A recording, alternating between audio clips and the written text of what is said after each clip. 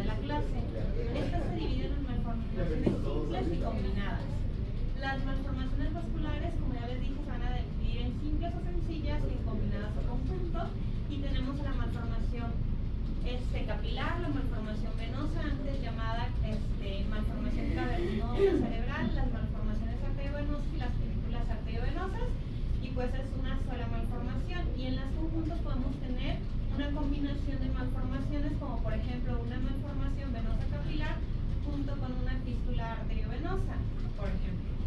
Entonces, ¿qué es una malformación cerebrovascular? Va a ser un grupo heterogéneo de enfermedades que puede tener la presencia o no de comunicaciones arteriovenosas directas, y estos van a ser errores morfogenéticos que van a afectar a arterias capilares, venas o una combinación de estos vasos. Y bueno, ¿cómo se da eso? El desarrollo del sistema vascular inicia en la tercera semana de gestación y va a tener un patrón final como sería en un adulto de la semana 10 a la semana 12. Va a haber varias señales parácrinas, estimulantes o inhibitorias a través de ligandos y receptores, y en la semana 7 van a dar ramas que van a penetrar el cerebro, que estas van a ser las ramas fiales y subependimarias, y en la semana 12 van a dar las ramas rectas capilares. Pero ¿qué pasa? Si no hay una buena señalización, va a haber una persistencia de las conexiones directas, y esto nos va a dar una malformación cerebrovascular. Entonces, tenemos la clasificación de McCormick y Russell-Ruxen, que las clasifica en congénitas y adquiridas. Las congénitas se dan tenemos la malformación arteriovenosa en un 4%, la anomalía del desarrollo venoso antes angioma venoso en un 65%, una telangiectasia capilar en un 6%, un angioma cavernoso en un 15%, y de las adquiridas una malformación arteriovenosa dural en un 10%. Tenemos otra clasificación, que es una clasificación funcional, que esta va dependiendo del flujo y si hay un shunt arteriovenoso o no. Entonces tenemos un shunt arteriovenoso y un flujo alto, la malformación arteriovenosa clásica y la dural. Tenemos a la fístula arteriovenosa, y malformaciones sin shunt arteriovenoso con un flujo lento tenemos el angioma venoso, que antes era la anomalía venosa del desarrollo, el angioma cavernomatoso, también llamado cavernoma, y el angioma capilar, que se llamaba también telangiectasia capilar. Entonces, ahora sí vamos a empezar a ver cada una. Tenemos una malformación arteriovenosa. Esto va a ser una conexión anormal directa entre una arteria y una vena, sin interposición de un lecho capilar.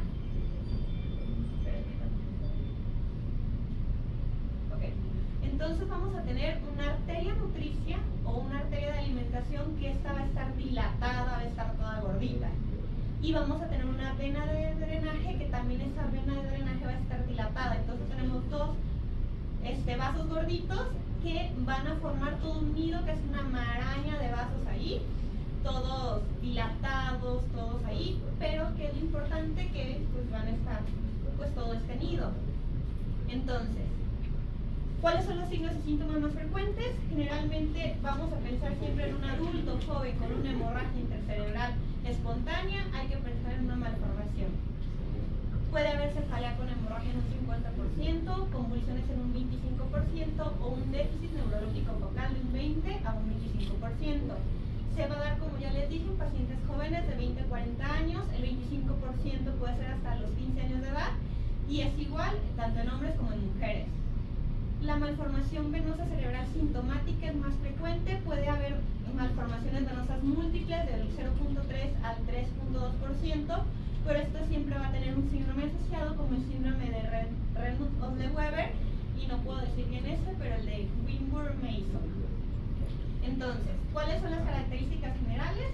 Vamos a tener en cualquier método de imagen el signo de la bolsa de gusanos, que en la resonancia magnética lo vamos a ver como vacíos de flujo.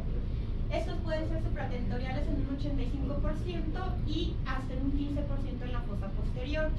El 98% van a ser solitarias y esporádicas y pueden tener un tamaño variable desde los 3 hasta los 6 centímetros. Y que es importante es ver los factores de riesgo de hemorragia. ¿Qué nos va a aumentar el riesgo de hemorragia? Que sea un drenaje venoso profundo, que tengan una localización periventricular en los núcleos de la base, que tengamos aneurismas intranidales dentro de toda esa maraña de vasos. Puede haber uno que está más dilatado con un aneurisma, si hay aumento de la presión dentro del nido, o si hay aneurismas en las arterias aferentes, o si hay datos de hipertensión arterial. Entonces, ¿qué es lo que tenemos nosotros que reportar? Sí o sí, si es un drenaje superficial o es profundo o tenemos los dos.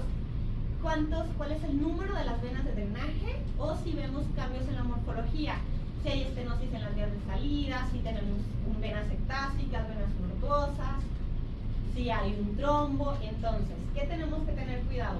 Todo adulto joven que tenga un sangrado o que tenga un inicio agudo de síntomas, tenemos que descartar hemorragia. ¿Por qué? Porque esa es una urgencia neuroquirúrgica potencial. Entonces, ¿cuál va a ser el paso de estudios que vamos a hacer? Vamos a hacer una tomografía para descartar hemorragia, si hay efecto de masa o hidrocefalia. Se va a realizar una angiotomografía cuando sospechemos de una malformación vascular, y la resonancia la vamos a hacer para ver qué tipo de malformación arteriovenosa es y planificar el tratamiento. ¿Por qué? Porque la resonancia nos va a permitir un mejor detalle del parénquima circundante y del nido como tal. Entonces, tenemos la escala de Splitzer-Martin, que esa escala se va a basar en el tamaño de la malformación, si se localiza en un área elocuente o no, y de cómo es el drenaje venoso. Igual esa luego la checa. Lo vamos a ver rápido por tomografía.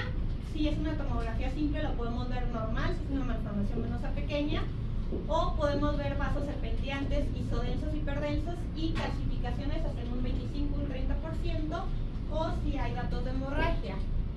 Si ya le ponemos contraste, podemos ver cómo realzan las arterias nutricias, el nido y la vena de drenaje, y en la angiotomografía pues vamos a ver el nido como tal, y si hacemos una reconstrucción MIP en una angiografía, podemos ver una malformación arteriovenosa como esa, que es un monstruo, que vemos toda esta maraña de vasos, que es el nido, a la vena de drenaje y pues a la arteria nutricia.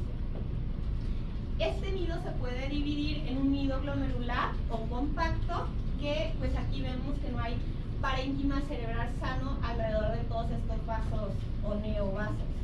O podemos tener la malformación nido de tipo difuso o proliferativo, que entre todo el nido va a haber parénquima cerebral normal. Tenemos los hallazgos por resonancia magnética, que en el T1 lo podemos ver como una masa heterogénea en panal, o podemos ver los vacíos de flujo, o dependiendo si esta sangró, podemos ver hemorragia, y aquí vemos hiperintenso por la presencia de methemoglobina. En el T2 pues vamos a ver una maraña de vacíos de flujo serpenteantes, o que nos va a dar una imagen en panal de abejas. En FLAIR podemos ver todos estos vacíos de flujo, el aumento de señal elevada circundante por edema. ¿Y para qué nos va a servir el FLAIR? Para detectar edema y para detectar gliosis. Podemos también en las secuencias de susceptibilidad magnética, T2 estrella, ecogradiente, swing, todas las que queremos, ¿qué vamos a ver? Pues vamos a ver hemorragia. Vamos a ver si hay hemorragias antiguas por efecto de la hemosiderina. Y en el 3 de TOP podemos evaluar la anatomía del nido, cuál es la arteria o cuáles son las arterias nutricias y cuáles son las venas de drenaje.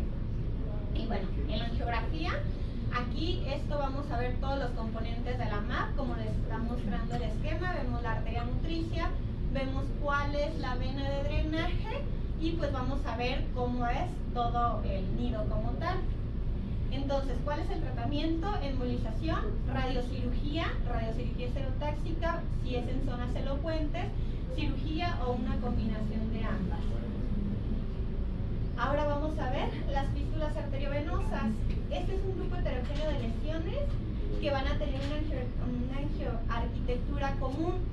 Estas se va a dar entre arterias y las venas, pero sin ninguna red intermedia dentro de las valvas de la dura madre. ¿Y cómo lo vamos a ver? Pues los signos y síntomas va a depender o van a variar de la localización. Si están en el seno transverso y entre el seno sigmoideo, vamos a presentar acúfenos pulsatis. Si está dentro del seno cavernoso, va a haber exoftalmos pulsatis o una neuropatía por afectación del tercer, cuarto y quinto par craneal.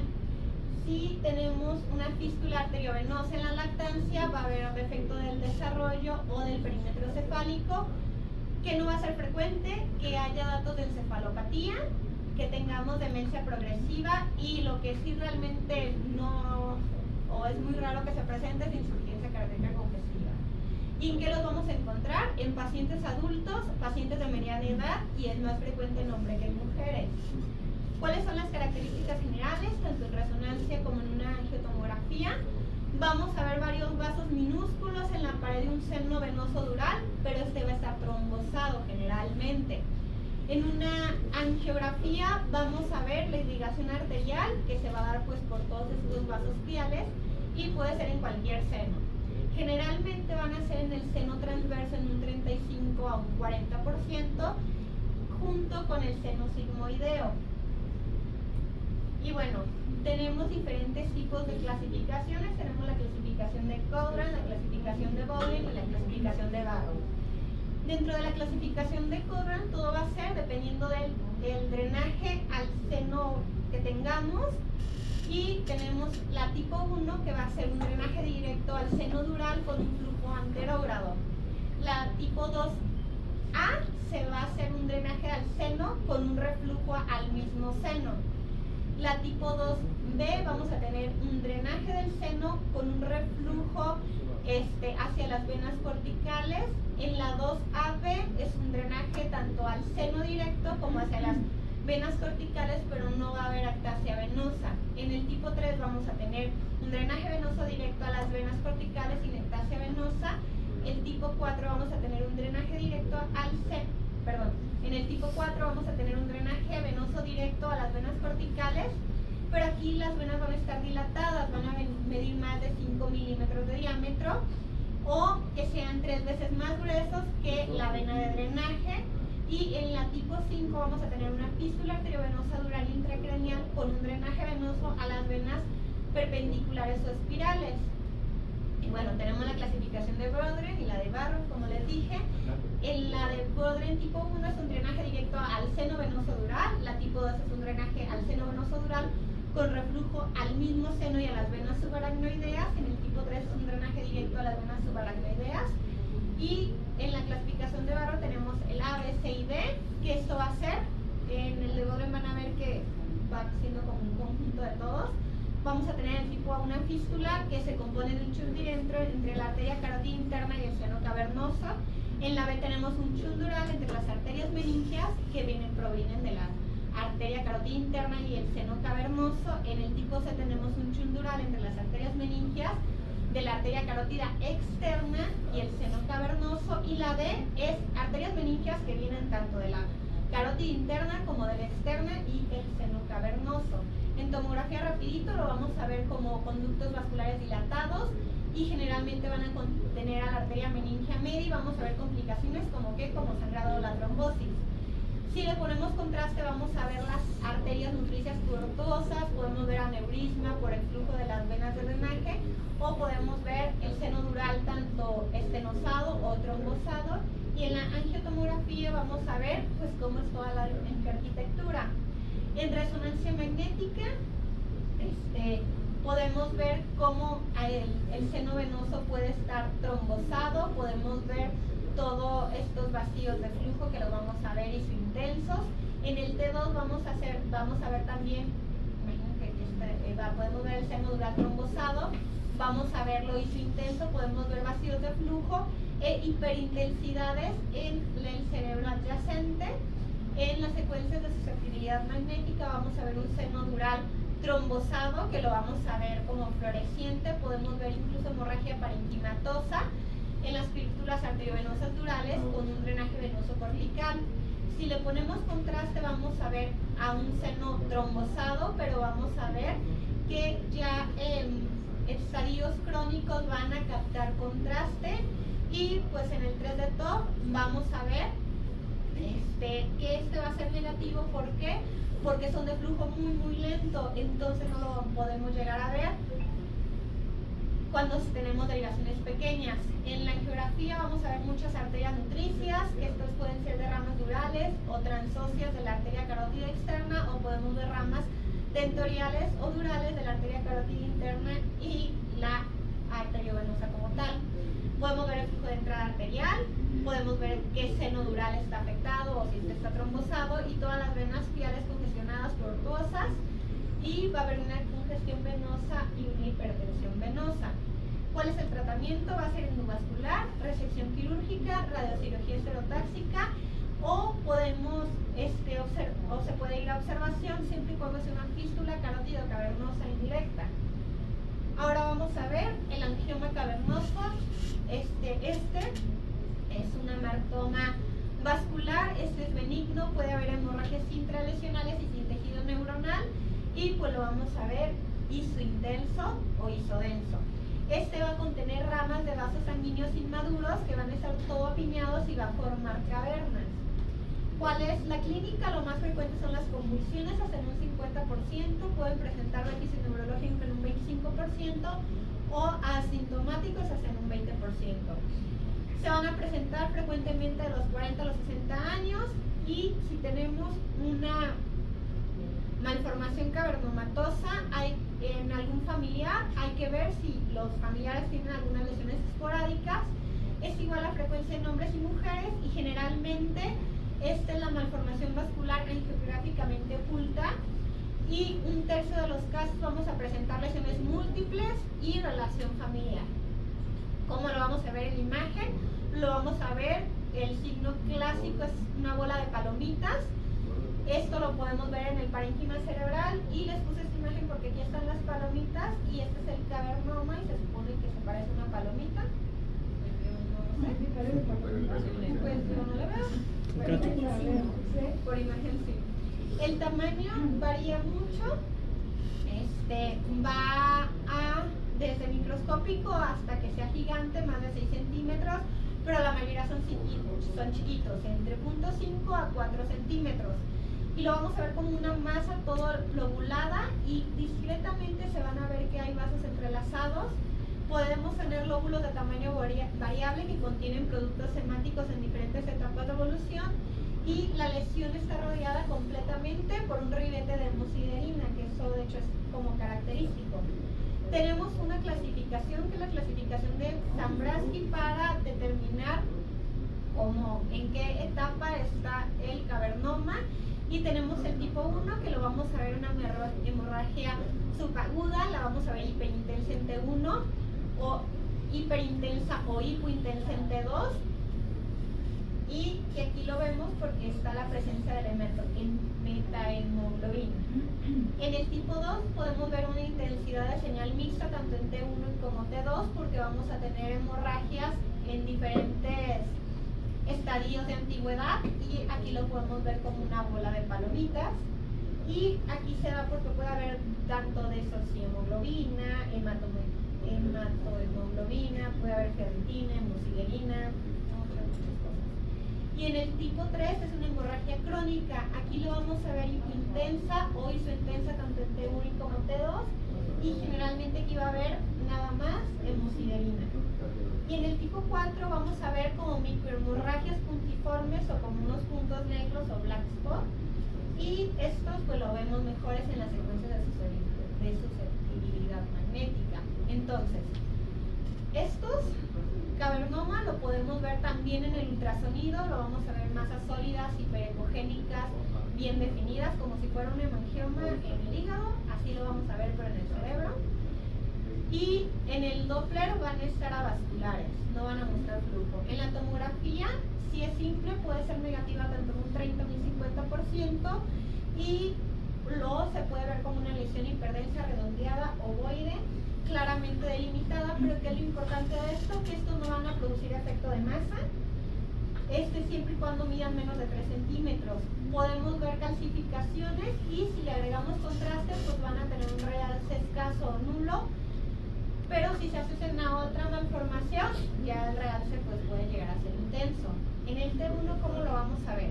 En el T1 lo vamos a ver como una bola de palomitas, ahora sí, que puede tener diferentes intensidades de señal dependiendo a si tiene restos de sangre, y generalmente vamos a ver una hiperintensidad perilesional. Vamos a ver que en el T2 también es como una lesión, como una imagen en palomita de maíz. Va a tener también señal mixta, puede ser hipointenso completamente por la hemosiderina, y podemos ver niveles líquido-líquido. En FLAIR lo vamos a ver, es importante ver el edema circundante y generalmente este edema se va a presentar en las lesiones agudas. Y en el T2, pues ya les dije, todas esas como puntos negros que vamos a ver cuando sean múltiples. Y bueno, aquí estamos viendo uno solo cómo tiene esos puntitos negros y el efecto de palomita. En el 3 de TOF, ¿cómo lo vamos a ver? Lo vamos a ver normal, a menos que exista una malformación mixta. Aquí esto pues no está dentro del 3 de TOF, pero podemos verlo. Y si hay una hemorragia aguda y extensa, no vamos a ver como los rasgos característicos de la malformación cavernomatosa. Y si tiene contraste, pues vamos a ver un realce mínimo o nulo. En la angiografía va a ser normal, no lo vamos a ver, pero que sí vamos a poder ver en la angiografía el efecto de masa que puede dar cuando sea más de 3 centímetros. Y algo que es poco frecuente es el estancamiento venoso, que se llama rubor de contraste. ¿Cuál es el tratamiento? Observación si son asintomáticos o están en un área elocuente o que es inaccesible, resección quirúrgica o radiocirugía si los síntomas progresan y no se pueden operar. Bueno, ahora vamos a ver a la telangiectasia capilar. Este va a ser un conjunto de capilares que van a estar grandes y van a estar dilatados y va a haber parénquima cerebral normal entre ellos. En el T1 con gadolinio van a ser isointensos, van a tener un realce muy tenue. En el T2 lo vamos a ver hipointensos. ¿Y cómo lo vamos a ver? Normalmente al paciente le van a pedir un estudio, una tomografía, una resonancia por cualquier otra cosa y lo vamos a ver o hacer necrosis. ¿Cuáles síntomas sí pueden llegar a ver, pero son muy poco frecuentes? Cefalea, vértigo o acúfenos. Generalmente estos van a ser pacientes en edad media sintomáticos que van a tener una lesión troncoencefálica que realce y que va a estar mal delimitada. Se pueden presentar a cualquier edad. Lo más frecuente es que sean de los 30 a los 40 años. En niños es muy raro, pero puede llegar a verse. Y hacen un 15, y ese es un 15 a 20% de todas las malformaciones vasculares intracraneales. ¿Cómo lo vamos a ver? El signo diagnóstico va a ser que presentan un realce débil en forma de cepillo. ¿Dónde lo vamos a encontrar? Generalmente en la protuberancia, junto al rafe de meclivio o junto al suelo del cuarto ventrículo. Generalmente son menores a 1 centímetro, pero pueden ser gigantes cuando son más de 1 centímetro. La morfología son pequeñas, mal delimitadas, sin efecto de masa y sin edema. Y bueno, aquí estamos viendo que en la tomografía simple van a ser normales o en ocasiones podemos ver como calcificaciones. Y si hacemos un ataque en contraste no nos va a ayudar tampoco de mucho porque suele ser normal, nada más vamos a ver como un realce súper sutil. En la resonancia magnética en el T1 puede ser normal, como aquí vemos, o ser hiperintensas o hipointensas o hiperintensas. Bueno, pueden tener un aspecto de palomitas de maíz y se combinan con una malformación cavernomatosa. En el T2 el 50% puede tener algunos focos como ya más hiperintensos, débiles, como puntiformes. En las secuencias de susceptibilidad magnética ahora sí ya las vamos a poder ver mejor. Vamos a verlos como una lesión moderadamente hipointensa. En ocasiones podemos tener algunos puntos más negros o más grises y se acompañan con una malformación cavernomatosa. Y como les dije, el realce en el contraste va a ser muy sutil y puede tener como estas ramitas que dan la apariencia del cepillo. Y bueno, generalmente la geografía va a ser normal o va a tener una tinción muy débil de la vena de drenaje vascular. ¿Y cuál es el tratamiento? Ninguno, no hay. Bueno, la anomalía venosa del desarrollo. Esta es una malformación vascular cerebral congénita. Aquí va a tener elementos óseos maduros angiográficamente, y esta es una variante anatómica de un drenaje venoso normal nada más. Generalmente van a ser asintomáticos. Si llegan a presentar síntomas pueden ser cefalea, convulsiones, una hemorragias Y si tienen hemorragia, un déficit neurológico focal, ¿cómo lo vamos a encontrar estos pacientes? Van a ser pacientes asintomáticos al que casualmente le hacen un arresto y la detectan. Se puede presentar a cualquier edad, es igual tanto en hombres como en mujeres la presentación, y esa es la malformación vascular cerebral más frecuente en las necropsias y es hasta el 60% de las malformaciones vasculares cerebrales. ¿Cómo lo vamos a ver por imagen? Por imagen el signo diagnóstico característico es en cabeza de medusa, generalmente se localizan en el ángulo del ventrículo y cerquita del asta frontal. El tamaño va a variar, pueden ser pero generalmente es menor a 3 centímetros. ¿Y cómo lo vamos a ver? Va a ser un conjunto de venas medulares en la sustancia blanca, dilatadas, en forma de sombrilla, con una vena colectora. Entonces todas estas son las venas y la vena colectora que va a drenar en el seno dural o una vena ependimaria profunda. Normalmente van a ser lesiones únicas y si son múltiples siempre hay que pensar el síndrome del nevo azul en el pezón. Entonces en la tomografía puede ser normal o podemos ver la vena colectora dilatada, hiperdensa. En la tomografía con contraste puede haber múltiples focos que realzan de manera lineal o puntiforme y pues vamos a ver que todas estas venas van a converger en la vena de drenaje tubular que va a estar dilatada. Y en la angiotomografía vamos a ver el signo de cabeza de medusa o también llamado de palmera, que yo en lo personal encuentro más una forma como de una palmerita que de una cabeza de medusa. Una palmerita parece un tronquito y las hojitas de la palmera. Entonces, en el T1 lo podemos ver normal o podemos ver vacíos de flujo. Estos pueden llegar a sangrar si se asocian a otra malformación o si la vena de drenaje se trombosa. Y pues aquí estamos viendo que si tú estás revisando tu rezo y lo ves rápido, pues yo sí lo pasaría por alto, pero aquí se empieza a ver. Entonces en el T2 vamos a ver vacíos de flujo o podemos ver hiperintensos si hay productos hacia productos hemorrágicos. En el T2, bueno, en la secuencia de susceptibilidad, T2 estrella, etcétera, lo podemos ver hipointensa, pero aquí vemos la vena de drenaje y sus ramitas, y es una forma de palmera en cabeza de medusa. Podemos ver hipointensas y va a haber el efecto Bol en las venas de drenaje. Si le agregamos contraste vamos a ver un realce intenso, vamos a ver todos estos vasos estrellados angulares que convergen en la vena colectora. Y la vena colectora va a drenar a un seno dural o a una vena ependimaria y en el 3 de TOC o en el angiorezo lo vamos a ver con el signo de cabeza de medusa o palmera. El angio va a ser normal, es en 95% de los casos. Generalmente la fase capilar va a ser normal o puede haber nada más como un rubor. En la fase venosa ahora sí ya vamos a ver la cabeza de medusa o palmera, el área más normal de palmera, pero lo van a encontrar generalmente como el signo de cabeza de medusa. Bueno, ¿y cuál es el tratamiento? Nada. A estos no hay que hacerles nada. ¿Por qué? Porque si nosotros intentamos resecarlos, si los cirujanos son muy creativos, le pueden causar un infarto venoso. Y este es un resumen de todas las malformaciones. Tómenle fotos, llévenselo a su casa.